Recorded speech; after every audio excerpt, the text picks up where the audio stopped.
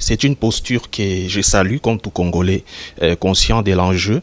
Mais cette posture devait être depuis bien avant, puisque le chef de l'État est le garant de la Constitution.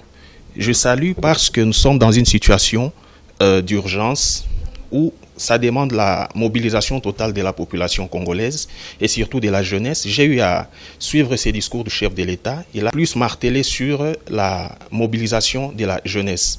Mais je voudrais aussi savoir quels sont les moyens mis en place en termes de motivation, puisque cette jeunesse doit comprendre aussi les enjeux, connaître tout ce qui a été fait, puisque l'intervention de la jeunesse va se faire de quelle façon?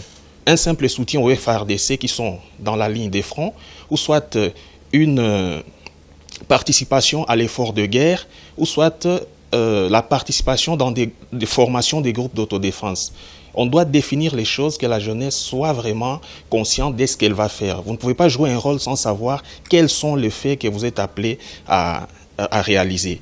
Mais aussi, j'en profite pour lancer un message à nos autorités, ceux qui nous dirigent, de pouvoir mobiliser. Nous devons jouer sur l'effet domino. Cette situation, c'est une situation qui doit être retentie sur tous les plans internationaux. Pourquoi pas mobiliser? D'ailleurs, on devait d'abord commencer depuis le début de cette guerre, que tous nos drapeaux, dans toutes nos missions diplomatiques à travers le monde, le drapeau congolais devait être en berne pour que le message soit vraiment ait des effets au niveau de la communauté internationale.